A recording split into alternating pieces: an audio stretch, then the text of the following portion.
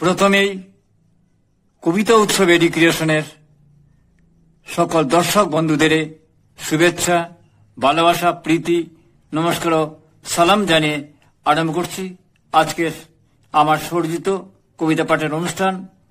আজ বিশ্বকবি রবীন্দ্রনাথ ঠাকুরের মৃত্যু দিবস। তাকে শ্রদ্ধা জানিয়ে আজকের অনুষ্ঠান আরম্ভ করছি। কবিতার শিরোনাম কবি। আমার কবিতার শিরোনাম কবি। কবি সারাত্রির উদ্বেগে জেগে রয়েছেন।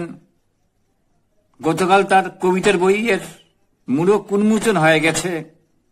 খুঁটি খুঁটে দেখছেন তিনি শব্দের পংক্তি ঠিক আছে কিনা। যেমন পূজারী বেলপাতা ফুল হাতে নিয়ে মন্দিরে প্রত্যহ অপেক্ষা থাকে পুজো দেবে বলে, বলা যায় ঠিক সেই রকম পাঠক তার কাছে পরম সজ্জন নমস্য ঈশ্বর। সমুদ্রের অনন্ত ঢেউগুলো বেঁধেছিলেন কলমে। তার উথাল পাতাল শব্দের স্রোতে পবিত্র বৃষ্টি জলে কেন ধুয়ে যায়নি জড়তা, গ্লানি মুছে যায়নি আধার। যেই সেই গোলক ধাঁধায় তিনি সমুদ্রের তটে পড়ে রয়েছেন। এপাশে ওপাশে মোরা মাছের মতন শব্দগুলো শুয়ে আছে।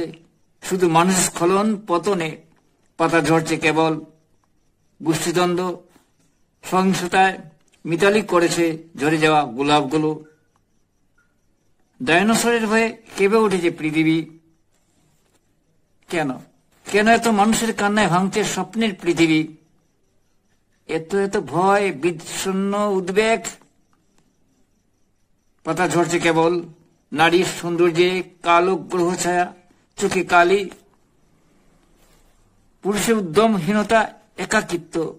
বুকে দীর্ঘশ্বাসে অসহায় ডানা ঝাপটানোর অশুভ সংকেত। ক্লান্তিহীন ভালোবাসা অমোঘ মন্ত্র উচ্চারণ তার ঠুঁটে গড়িয়ে পড়েনি ভূমণ্ডলে। বইয়ের পাতায় অক্ষরে উজ্জ্বল নক্ষত্র উদ্ভাস হয়নি কেন? বাকৃতি জুড়ে গুড়িয়ে পড়েনি কেন ফুসফুসের ভাষা? কোথায় খামতি সেই কথা ভাবতে ভাবতে কবি সারাত্রির উদ্বেগে জেগে রয়েছেন। ঈশ্বরের দুহারে কীর্তনিয়া দূত বার্তাবাহক সূচক তিনি। কাঠঠুকরার মতন খুঁটে করে দেখলেন না, না, সে স্বচ্ছন্দ বোধে দুলে ওঠেনি শব্দের পংক্তি। মানুষকে জ্যোৎস্নার চাদর জড়িয়ে ডাকতে পারছেন না কবি। আয় আয় মাঝি। সেই ডাকের দীপ্তাভ্র উচ্চারণ মন্দিরের ঘণ্টি কিংবা আজানের আহ্বানের মতন প্রতিধ্বনি পাঠকের হৃদয়ে কঠোরে ছড়িয়ে প্রত্যয়ে জন্ম হয়নি কেন? তবু আবার তাকালেন তার সৃষ্টির উদ্যানে। অলৌকিক জাদুকরি হাতে উড়ে আসল রঙিন প্রজাপতি শব্দকে মুছড়ে রঙিন গুড়ির মতন উড়িয়ে দিতে চান। মানুষের বুকে কুসুম ফুটাতে চান। সত্য শিব সুন্দরের স্বপ্ন চোখে ভালোবাসার উজ্জ্বল গাঙ্গে এক্ষুনি ভাসাতে চান। স্বাধীন নৈবিত্তিক ডিঙ্গি আয় মাঝি, জোয়ার আসবে বাউল আবার। গান তুলে ধর কণ্ঠ দুতারায়। ক্রমাগত ক্রমাগত সেই চেষ্টা করে চলেছেন। শুধু মানুষের জন্য ভালোবাসার কবিতা লিখবেন তিনি। তার প্রতিটি পংক্তি জুড়ে থাকবে প্রেমের কথা। সে বুনন কেবল তন্তুবায়ের মতন কোন শব্দে বিভ্রান্তি নয়। দ্বিধা দ্বন্দ্ব ঈশ্বর কিংবা ভেদভাব নয়।